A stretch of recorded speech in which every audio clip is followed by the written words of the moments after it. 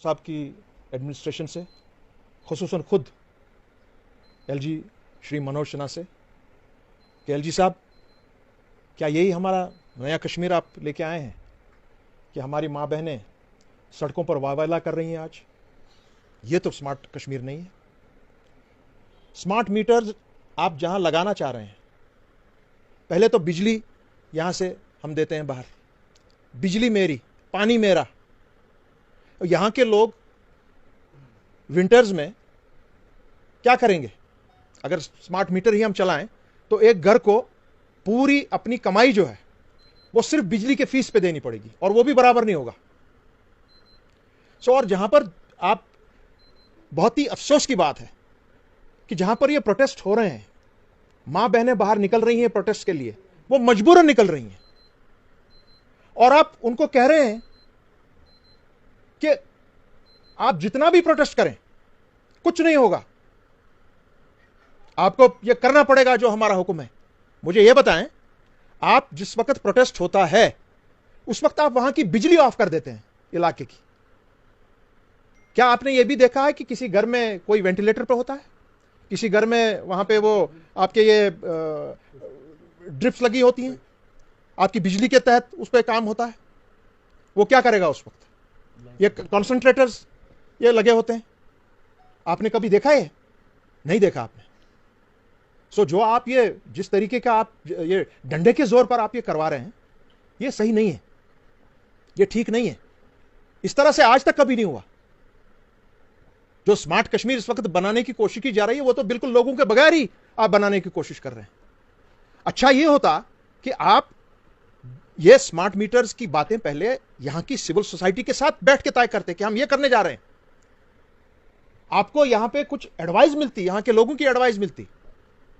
आपने ये नहीं किया, और आप सिर्फ आप जोर जबरदस्त से कह रहे हैं कि हम तो करके देंगे। ये क्या करेगा बंदा? यहां पर लाएगा कहां से वो फीस आपको देने के लिए? और जो मैं यहां पे सुन रहा हूं, आपके स्मार्ट मीटर्स को ब्लड प्रेशर है, बहुत हाई ब्लड प्रेशर है। उनको पहले आप दुरुस्त कीजिए, उनका ब्लड प्रेशर ठीक कीजिए अपने स्मार्ट मीटर्स का। नहीं तो कौन नहीं चाहेगा कि रेगुलेशन हो बिजली की हमारी? कौन नहीं चाहेगा? कौन सरकार नहीं चाहेगी कि यहां पे पिल्फरेज ना हो?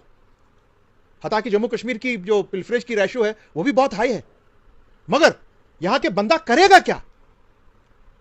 ये जो कमाता है बच्चा, उसके पास, उनके घरों के पास बेरोजगार आज बच्चे, नौजवान बच्चे और बच्चियां हैं, they cannot afford smart meters.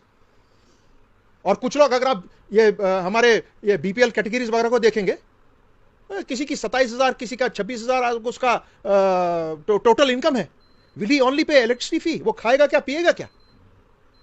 ये हमारा मानना है इस बारे में। इस चीज को दोबारा रिव्यू किया जाए और लोगों के साथ बैठकर आप रिव्यू करें। यही तो काम होता है पब्लिक सरकारों का। हमारे पास पब्लिक सरकार नहीं है। आप जो कानून लाएंगे, आप जो कानून यहां पे सामने लगाएंगे, आपके अपने ब्यूरोक्रेसी और जो भी आपकी शासन है वो डंडे के जोर पर ये काम करवाते हैं। ये चीज ठीक नहीं है। और अभी ये आस्ते आस्ते ये लावा बढ़ रहा है, इसको रोकिए। कहीं खुदा ना जात दे ऐसा ना हो कि ये सर से बाहर हो जाए काम, और फिर ना हम ना आप इसको संभाल नहीं पाएंगे। इसकी तरफ आप ध्यान दें।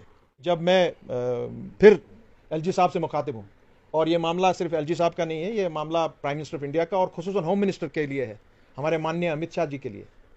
अगर मैं, हमारे कश्मीर के बाशिंदे इंश्योर करते हैं अमरनाथ यात्रा पे हम अपने हिंदू भाइयों बहनों को, बुजुर्गों को कंधों पर चढ़ाकर पवित्र गुफा की यात्रा कराते हैं और इंश्योर करते हैं कि वहां पीस रहे। आज तक कभी किसी के साथ हाथ नहीं लगाया गया है, किसी का बाल बिका नहीं हुआ है। तो जब उतनी बड़ी यात्रा हम करते हैं, तो हमारा खुद का आशुरा के दिन है, तो फ्री मूवमेंट होनी चाहिए यहां पर। जुलूसों के लिए अब कोई ये क्या कहते हैं कदगन नहीं लगना चाहिए। This should be free. ये रिलीजियस प्रैक्टिस है। एक freedom of religious practice is very very important, it's a part of the constitution of this country. Freedom of speech and freedom of religious practices. हम उम्मीद रखते हैं कि हमारे माननीय प्राइम मिनिस्टर, होम मिनिस्टर इस बात पर ध्यान देंगे और पूरा यहां पे अलाउ करेंगे, कोई कदगन नहीं लगाएंगे किसी तरीके का, किसी मजलिस पे या किसी जुलूस पे। कॉन्स्टिट्यूशन ऑफ इंडिया के तहत हम हमेशा बात करते हैं। अगर वो मानते हैं कि ये हुर्रियत का एजेंडा है, तो वो पहले ये देखें कि कॉन्स्टिट्यूशन में लिखा क्या है। हम कभी कानून के बाहर बात नहीं करते हैं, कभी कॉन्स्टिट्यूशन के बाहर बात नहीं करते हैं। हम सिंपल बोल रहे हैं कि जो भी कॉन्स्टिट्यूशन ने 370 के धारा को यहाँ पर इंप्लीमेंट किया through the constituent assembly of Jammu and Kashmir, और वो भी हमको दिया through the constituent assembly of the union of India, उसके बारे में जो केस हो रहा है वही केस है। अब सुप्रीम कोर्ट ही ये केस सुन रही है, तो इसमें किसी को मिर्ची क्यों लग रही है?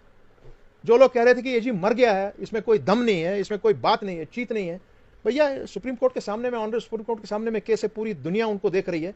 उनको अपहोल्ड करना है कॉन्स्टिट्यूशन ऑफ द कंट्री, उनको अपहोल्ड करना है जम्मू कश्मीर के लोगों के राइट्स, तो उसलिए ये केस है, हम वो केस लड़ रहे हैं। अब आपको मिर्चियां लग रही हैं, गलत लग रहा है, तो मैं उसको कुछ नहीं कर सकता हूं। मैं कॉन्स्टिट्यूशन के तहत जो बात कर रहा हूं, बिल्कुल आइन और कानून के तहत, और वो मैं बात कर रहा हूं, वो बात हम कभी छोड़ेंगे नहीं। भाजपा को 2024 में हराना है, तो जो पॉलिसी हमको इख्तियार करनी है पूरे मुल्क में, वो पॉलिसी हमको जम्मू एंड कश्मीर में भी इख्तियार करनी है। यहाँ की हर किसी सियासी पार्टी को यह भी देखना है कि आपको अगर डिविसिव फोर्सेस और ऐसे फोर्सेस को आपको बाहर रखना है, you have to have a common minimum programme amongst yourselves. वो हम सबको देखना है। उस बारे में हम पुरुमेद हैं कि उस पर कोई अच्छी खासी पहल होगी, और जो ऑल इंडिया पैटर्न बन जाएगा वो जम्मू एंड कश्मीर में भी लागू होगा।